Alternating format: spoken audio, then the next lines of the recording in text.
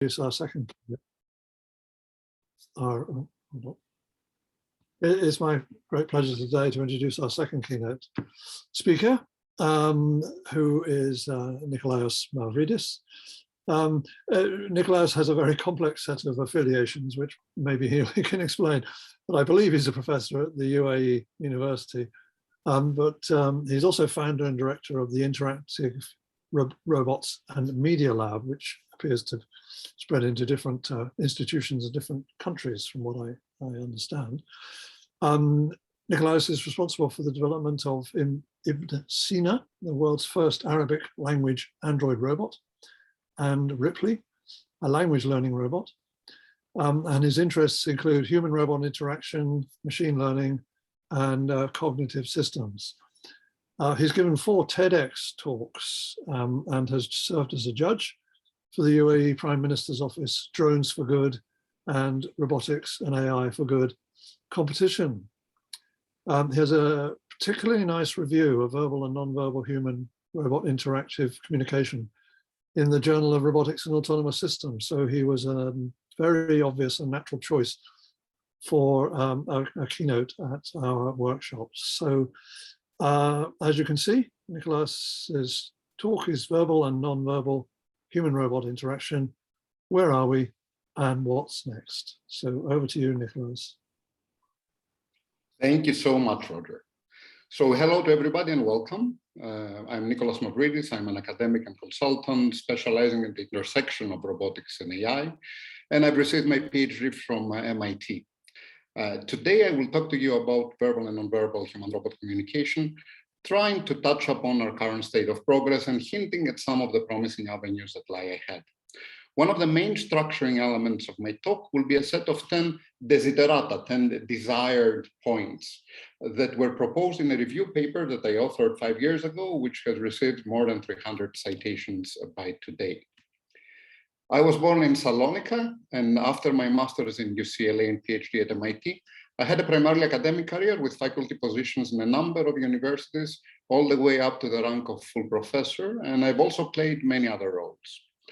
Following a near fatal accident in the last 4 years, I decided not to engage into full-time academia, but to still teach graduate courses and supervise theses, while focusing on consulting. And lately, I had a strong corporate engagement, for example, in a project on data-driven event-level risk management optimized for the pandemic with SAP and Intel as the main partners.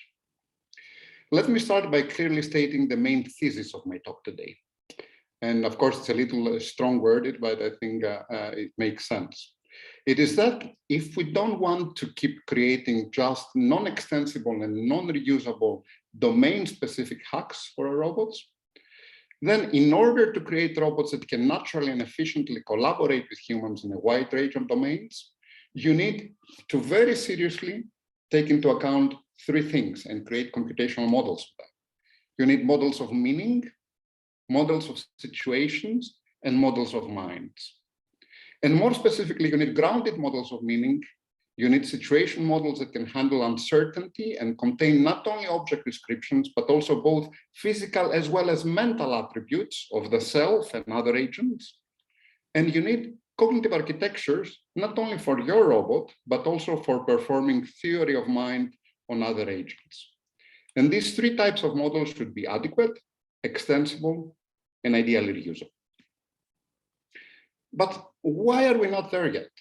Well, first of all, many still think it's okay to just stick in a chatbot or go good old NLP, not understanding that verbally competent embodied intelligence needs deeper changes. Also, appropriate integration of verbal with non-verbal aspects of communication is just starting. Think of turn-taking and non-verbal cues, or of mixing words and affect in dialogue. Third, we need more standardized reusable components, datasets, and benchmarks. Then, if we view things from the viewpoint of robotics companies, they just need application-specific robots at this stage, and they need them right now. So they cannot actually extend to much more ambitious projects. On the other hand, academic research groups have to publish, and it's already not low-hanging fruit to be doing human-robot communications. There's too much expertise and equipment and code infrastructure that needs to be maintained and expanded.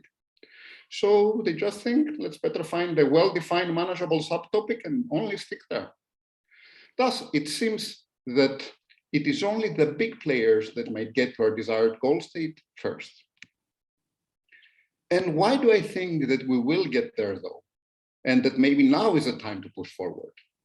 First, because as I will argue, we should get there, as this will create a deep contribution to the common good.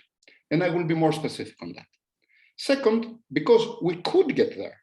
We just now start to have the theoretical and technological maturity required so many years after the beginning of AI. But just think about deep learning, about whole body immersive embodiment in virtual worlds, and also think Internet of Things and digital twins at all levels. Thus, just one requirement seems to be missing, to want to get there. Thus, let me ask you then, to imagine a world where robots are part of our everyday life, and not only as workers and helpers, but as companions and friends, collaborating with and having fluid conversations with us using natural language. And furthermore, imagine a world in which we can all take part in giant intelligent entities made up of potentially thousands of humans and machines, even for a few minutes every day. Distributed entities exhibiting collective intelligence, whose capabilities might well far surpass the current limits of both human as well as artificial intelligence. And finally, imagine a world where all of these technological marvels are not just created in California's Silicon Valley, but also in a small ancient oasis city in the middle of the desert and in beautiful coasts of the Aegean Sea in Greece. These have been my main goals when I was finishing my PhD at MIT. And they have indeed produced some fruit.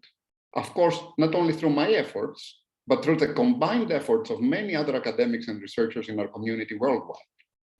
In the words of the BBC, describing my lab, the Interactive Robots and Media Lab, which started out as the first intelligent robotics lab of the Gulf region.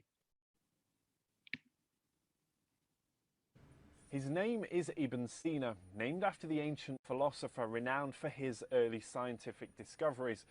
But unlike his older counterpart, this Ibn Sina is altogether more high-tech. As well as being fluent in English and Arabic, he can hold a conversation with humans. He looks for information about us on the internet and uses that to chat with us. He'll also remember it for the next time you meet. But this lab isn't in Japan, China, or the United States. It's in Al Ain, just an hour's drive from the UAE capital, Abu Dhabi. So let me start with a big why. Why is robotics and automation important?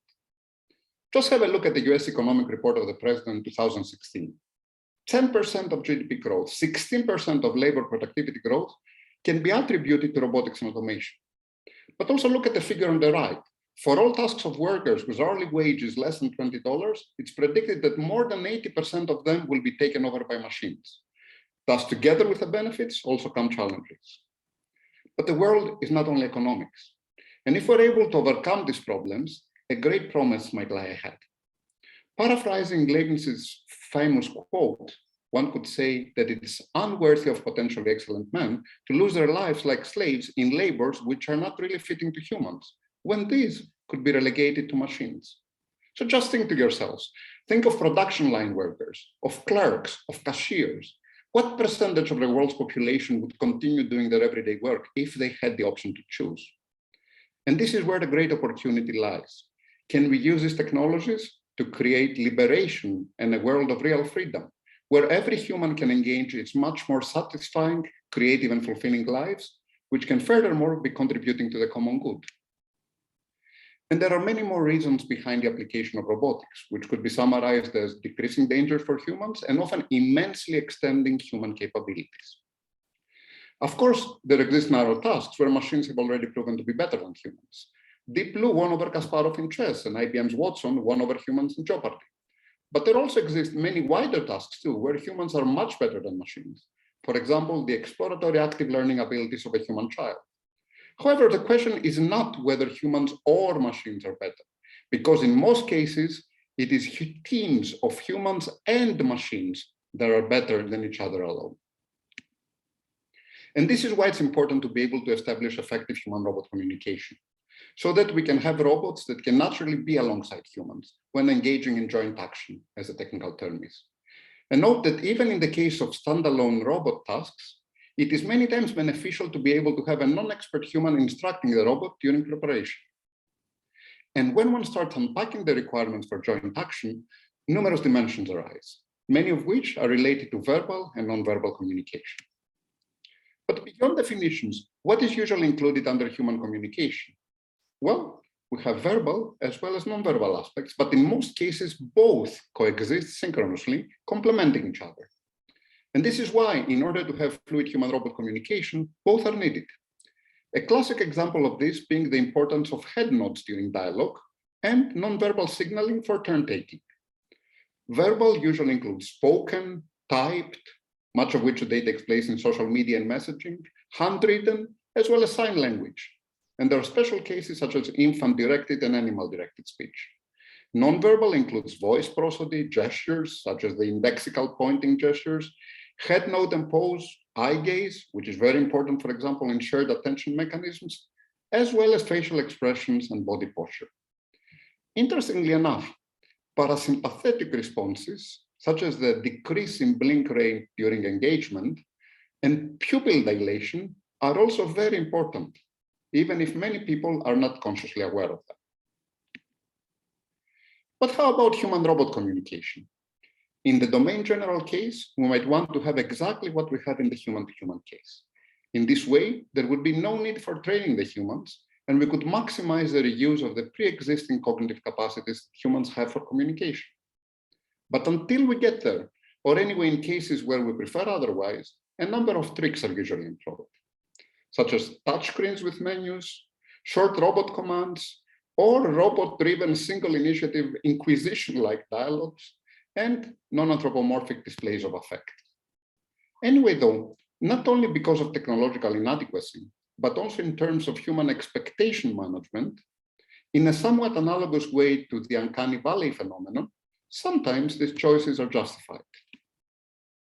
But after this short introduction, let me proceed with providing some background on robots alongside humans, and then introduce the 10 desiderata towards fluid human-robot communication before talking about the 3 important ingredients that I mentioned in the beginning: models of meaning, models of situations, and models of minds. Let us start with a blazingly fast glance through history. After ancient automata and Karol Čapek's use of the Slavic word rabota in 1921, we reached 1961 when George Devil created Unimate, the first industrial robot arm. Eliza, the first chatbot, was created in 1966 by Weizenbaum at MIT, but more than half a century later, no chatbot has really passed the Turing test. And in 1970 at MIT again, Vinograd created Shrudlu, an early natural language understanding program having the function of a sort of virtual robot, which was able to respond to commands and answer questions regarding objects, yet not in the physical world, but in a virtual blocks world. Such functionality for the physical world had to wait a lot. And robots today are rapidly extending to so many fields beyond manufacturing: medical, military, educational, in the air, in the water and space, and in many applications where voice communication is highly desirable. For example, look at the Pepper Robot Museum Guide at the Smithsonian. And of course, co-robots have now become a buzzword, moving away from the traditional fenced industrial robots that work separately from humans in repetitive tasks. Co-robots are envisioned to fluidly turn-take and collaborate with humans. Let us Robots on a production line are nothing new, but this one's really special. It's one of the first in the world to work hand in hand with assembly line staff at a car factory. The device is so clever it learns how to help you on the job thanks to high-tech sensors that can feel when you're standing next to it. Although it can be programmed to do anything from make a coffee to give you a head massage, at the moment it's used by Ford workers to lift and position heavy parts on new Fiestas. Still, though, the flexibility and vocal interaction that one would expect for wide domain joint actions is not really there. Thus, after this short historical intro, let's enter the main part and introduce the 10 desiderata. This desiderata I had proposed in my single-author paper 5 years ago, which has already received more than 300 citations. Let's start with the first one. breaking the simple commands-only barrier. Most early voice-enabled robots were just able to deal with commands, and in the complex end, also involving handling adjectival descriptions and referring expressions. Even simple extensions such as personal pronouns prefixing a spatial expression, for example, requesting pick up the ball on my left, require capabilities which can only be handled by deeper models of meaning, situation, and mind. Second, moving beyond request speech acts as per the sense introduced by John Searle to inform speech acts and even declare speech acts. Again, notice that for the robot to know when to issue an informed speech act, then it should know what the human does not know, and meaning that it should have a model of the beliefs of the human too. Third, going beyond single initiative dialogue to mixed initiative. In early systems, the robot was just responding to human commands. That is, human-driven single initiative. Nowadays, in Alexa or Siri or most widespread conversational systems, the situation is quickly turned over to the machine driving the dialogue, turning it again to single initiative, but machine-driven, which of course is an intentional choice of the chatbot designers for their convenience. Fourth, there is a need for situated language and dealing with a simple grounding problem, but we'll cover this in detail in the next section. The next desideratum is affective interaction, which consists of at least three parts: robots reading human emotions, robots displaying emotions, and robots utilizing emotions purposefully. Computer vision for facial expression recognition has been there for more than a decade. Shore can detect basic emotions or do valence detection. In addition to that, it does age estimation and gender recognition. And one can also read affect through vocal prosody, gait, heart and breathing rate, and more. And robots can display emotions too. حزين, sadness.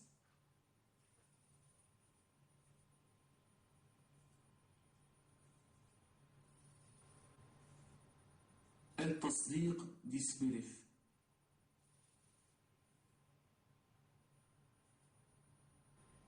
متحمس, excited. And a robot can also display emotion in non-anthropomorphic ways. For example, even through quickly blinking lights, as contrasted to slowly. But why should robots have emotional intelligence? Well, there is strong empirical evidence showing its importance towards the education and persuasion of humans, among many other scenarios. And although much basic knowledge does exist, for example, theories of emotional spaces, many open questions exist too. For example, regarding emotional dynamics, the effects of emotional cognition, as well as evolutionary, developmental, and teleological aspects. Practically, though, for human-robot interaction, an important set of questions is concerned with mixed affect and verbal dialogue. How should the robot decide what to say and what emotion to display, depending on what the human has said and what emotion he has displayed? A recent example of relevant research is the work we did on the Aesop robot, named after the famous ancient fable creator. Here, the ultimate goal was to create effective storytelling robots through real-time observation of the affective state of the audience and adaptation. We used facial expression recognition as well as body posture and eye blink rate. One of the questions that was asked was, what is the relation between the implicit emotional trajectories of the story, those of the storyteller, and those of the audience? The results showed that although the violence of the emotions of the story was being mirrored in the emotions of the audience, the relation of the exact emotions was not always that of identity, but sometimes more complex. For example, in the moment of the story where the hero, with whom most of the audience had sympathized with, was sad, but this was happening unjustly to the hero, then the audience did not feel sad, but rather felt angry. An interesting analogy with music was made. The same way parallel tones create vertical musical harmonies, one can think of the rules of the combination and progression of parallel emotional trajectories. Furthermore, observation of the blink rate indicated that indeed maximal engagement of the audience took place at the climactic point of the story. Now, beyond displays of affect, there are many more aspects of nonverbal communication. For example, the motor correlates of speech, such as the movement of the lips, as well as many types of nonverbal signs. Head nods for back channel, gestures, indexical, iconic, and symbolic, as well as mechanisms for eye-gaze coordination and shared attention. Another yet important desideratum has to do with purposeful speech production. and not just through dialogue planning alone, and of course, not just the reflexive dialogue, but rather through the integration of speech production within the general action planning systems of the robot, and the fluid intermixing of speech acts and motor acts, which we have still not generally achieved. And again, it is models of meaning, situations, and minds that are missing, as we shall see. And finally, 3 more desiderata, which we'll touch upon in the next section too. Multi-level learning, comprising the learning of multiple aspects of verbal and non-verbal communication, from signs to meanings to functional usage to syntax and beyond. And then utilization of online resources and services. And finally, a set of miscellaneous capabilities. These were the 10 desiderata, which you can read about in detail in the paper below, as well as in the 235 papers that are referenced in it, and of course, their sequels. Now, as promised, let us look deeper into the 3 important ingredients towards the goal of natural, general-purpose human-robot communication and collaboration. The symbol grounding problem, situation models, and cognitive architectures. So let me start with a story. During my times at MIT, I was given the task of creating a tabletop assistant robot that could respond to spoken motor action requests, that could answer questions about the present and past, and could also get information about the world not only through the senses, but also through language. And most importantly, the meaning models of the words used should not be just hard-coded, but should also be learnable through examples. And this is what the result was. Where is the red one? At the top. Look at the center. Okay. Where is the red one? Most probably at the top.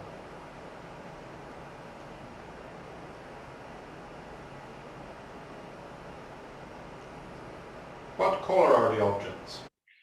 Just notice that the actual field of view of the robot is limited, so it can only see a small part of the table. So sometimes the answers are coming from what is directly accessible to its senses, but in most times they're actually coming not from that, but from the situation model that contains the accumulation of his beliefs through the previous viewpoints that it had, and of course through the verbal information that it heard about the state of the world. One is red and the other is green. Imagine a blue object on the left. Okay. Again, notice here that equivalent is saying that there is a blue object on the left. So this is not a separate imaginary world, but this is information about the physical world at this moment, while the left is not visible. Where is the red one? At the top. Look at the center. Okay.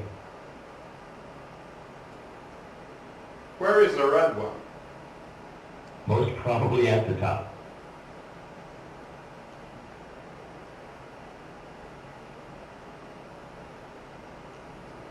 What color are the objects?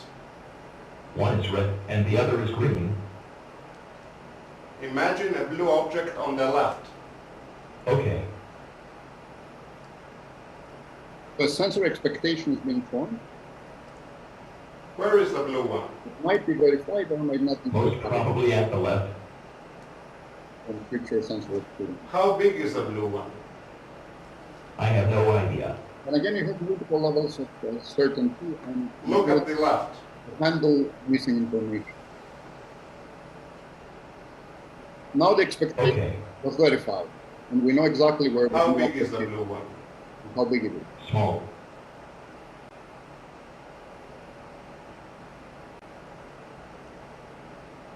How big was the blue one when your head started moving? I have no idea. Where was the red one when the green one appeared? Most probably at the top, but maybe not. Thank you. You're welcome. So there's this very rich interplay between what is coming through the sentence and what exists in the situation model and how it's updated either through language or through vision. And also there is a simple episodic memory, and you can have references to a set of very, very simple events or to objects. But how was this achieved? Well, from the nature of the problem, it became clear that a number of basic entities were involved. There's names, things, individuals, appearances, or in more familiar cogsci terms, symbols, objects, agents, and sensory percepts. And the first ingredient that came into the picture was, of course, semiotics, which has a long history, notably starting with the ancient Stoic philosophers and before, starting with bipartite semiotics, a direct connection between signs and reference.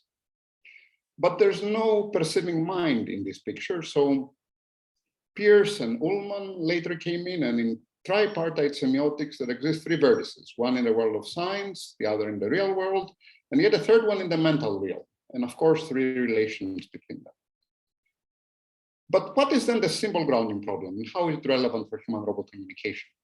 Well, let me introduce it with a simple example. When a computer scientist outside our field starts thinking about equipping robots with natural language, one of the first ideas that comes to mind is to use good old NLP models of meaning to do so, such as semantic networks, WordNet, for example. These are essentially mathematical graphs with nodes representing concepts, synonym sets for the case of WordNet, and edges representing relations between concepts, such as the meronymic relation, has a, and the hyponymic relation, is a. So what is the meaning of the concept apple, for example, for such a network? Well, the first answer is that it is the totality of the relations that the node of apple has with all other concepts. But then we fall into the trap of so-called semantic holism, and we need to carry with us the whole of WordNet to get the meaning of any single node. So let's try a second answer. Let's get an approximation of the meaning of apple, say by keeping only the relations it has with directly neighboring concepts in a graph. For simplicity, let's assume there's only two such vertices. The meaning of the concept apple, in this case, as you can see in the diagram, is effectively equated to two relations. Apple is a red fruit and apple has a kernel. Notice that, of course, the specificity of the definition is now not absolute. So there's many other references that would satisfy this. But most importantly, notice a much deeper problem. Effectively, we have created an equation with two sides. On the left-hand side, there is an unknown meaning, the meaning of the concept apple. And on the right-hand side, there is a composition made up of supposedly known meanings of fruit, kernel, is a, has a. But for the robot, the meaning of fruit, as well as the meaning of kernel, is equally unknown. What is known is just the relations to other equally unknown meanings. So for the robot, the situation is similar to the sentence below the one in English, the equation with the Greek words. Milo is equal to ekokino fruto που έχει κουκούτσι. The robot cannot make sense of anything in the right-hand side. So how can it substitute for the unknown? And any attempt to define the unknown meanings of fruit and kernel in terms of other unknowns will only lead to the same inescapable problem, circularity. But then how can we solve this problem? I mean, just think, how do children solve this problem? The answer is that when children learn natural language, they're not exposed to words and relations alone. They rather have embodied experiences in which percepts, actions, and goals are implicated. For example, when they hear the word apple, especially in infant-directed speech, they also see an apple most often and might also even touch or taste an apple. And this is how they escape the circularity. The third vertex of the semiotic triangle comes in, which is in this case, the sensory percepts arising from the real physical referent to which the symbol apple gets grounded. But grounding can be richer than just sensory percepts, as we shall see. So how can robots escape from the symbol grounding problem? A prototypical three-step approach, which I had proposed, begins with equipping machines with a starting vocabulary whose meaning is acquired by being in the world, such as the meaning of the word apple, or red, or jump. Then, processes to perform meaning composition must also be acquired, enabling, for example, the grounded meaning of the noun phrase red apple to be derived by the composition of the grounded meanings of the two words red and apple. And third, we then need to find mechanisms to extend from directly groundable concepts to abstract concepts. Just think, how can we represent the meaning of the word justice? Well, let's start with something simpler. For example, the meaning of the word opposite. Black might be thought of as being opposite to white, and loud as being opposite to quiet. beyond, of course, the spatial version of the concept. Thus, by grounding the concept opposite, not directly to the senses in terms of first level grounding, but rather to the relation between two grounded concepts, a second level grounding, and by extending this relation by analogy across the different such pairs which sometimes arise spanning across sensory modalities, right? In this case, it was vision as well as audition. One might be able to start. Of course, there's a lot of work regarding the extension to abstracts in philosophy and cognition. And so one slowly enters the notion of meaning spaces.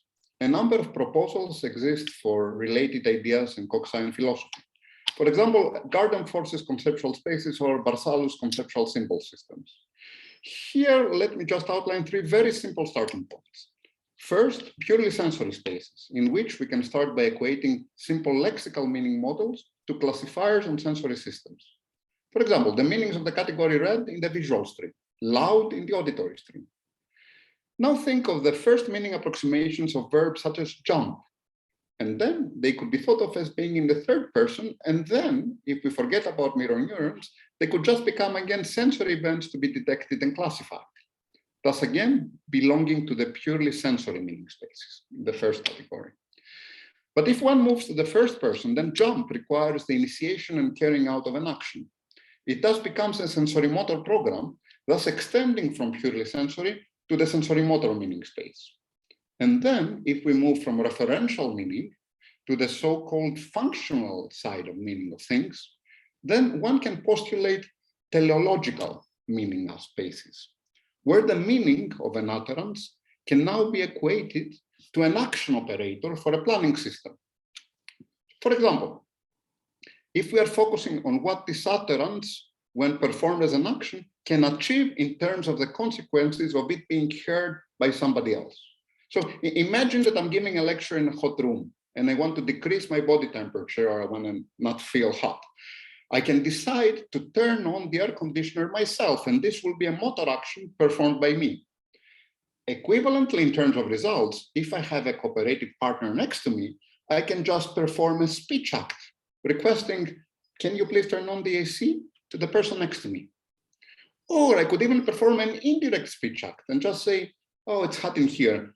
But then I would be violating the degradation of maximum information and leading to it being interpreted as a polite, indirect way to ask for his assistance.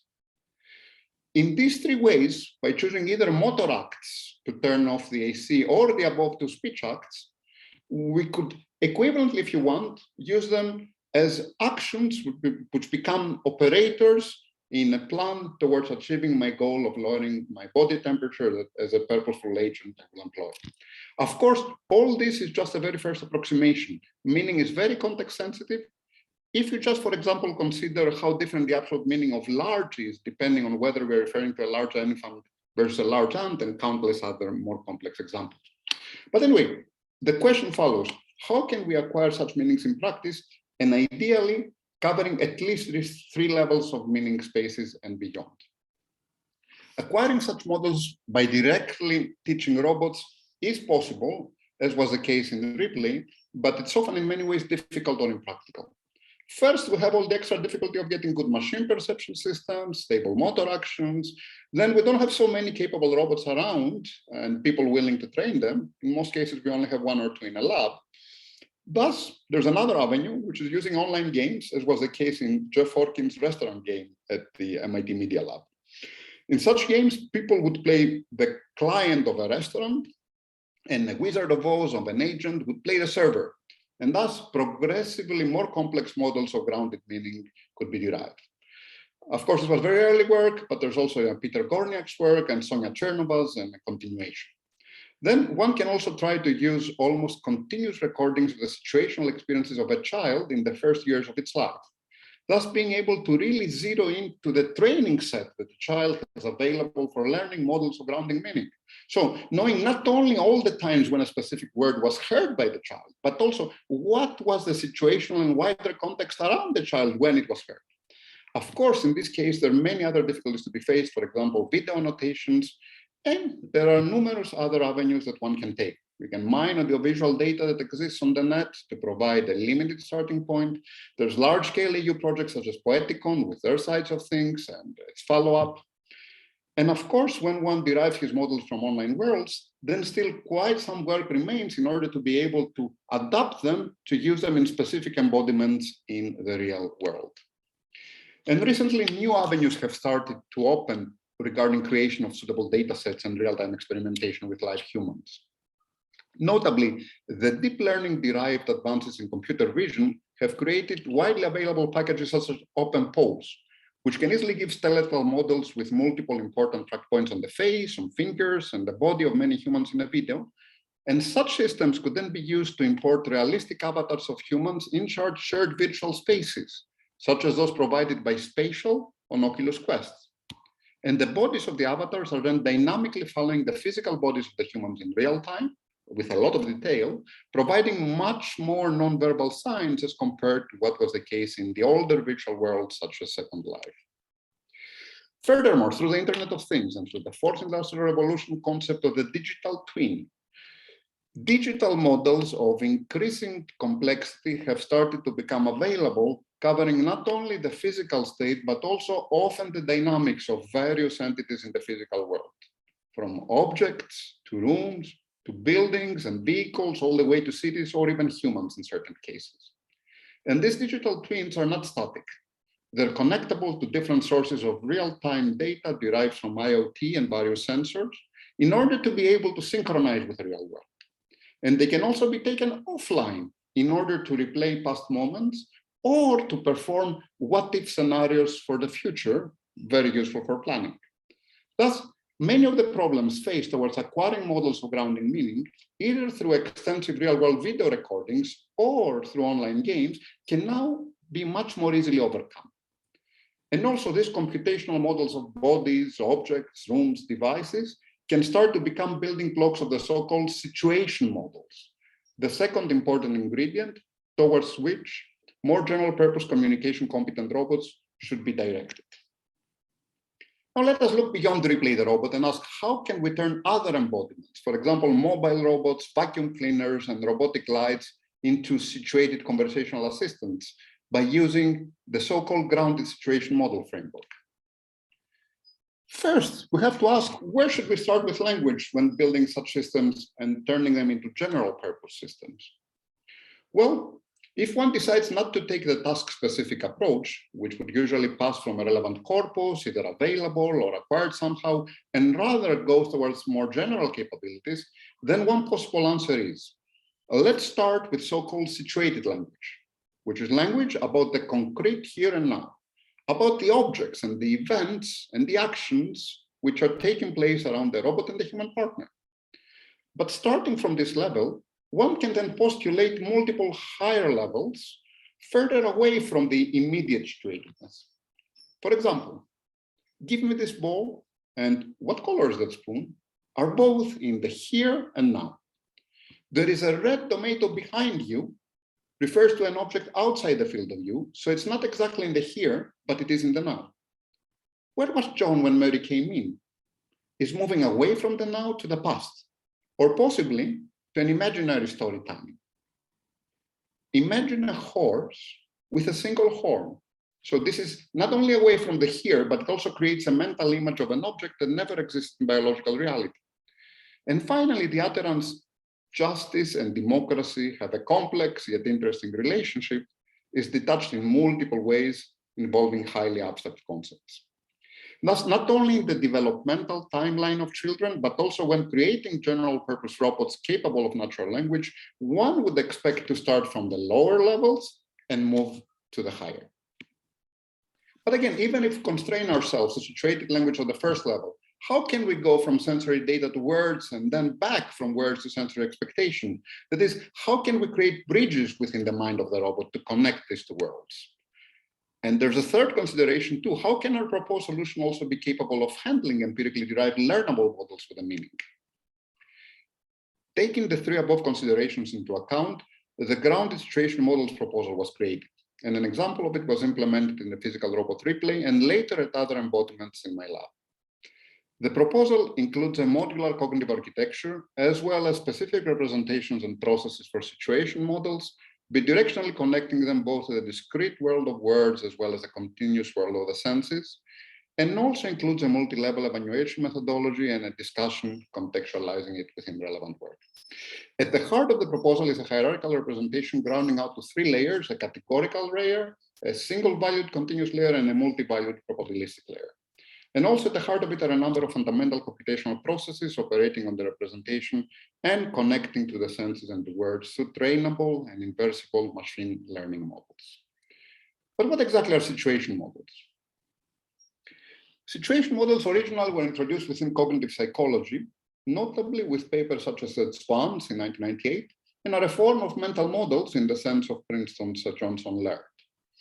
They are used to represent situations in which an embodied agent resides, or past situations that it remembers, or imaginary situations that he's considering while planning or while understanding stories. These models contain both representations as well as specific processes for updating them. And most importantly, they include representations of both passive objects as well as agents, and not only of other agents, but also of the self potentially. And they include both physical parts and their properties, as well as mental attributes of the descriptions of the agents, such as the estimated beliefs, emotions, intentions, sensory percepts of others and the self.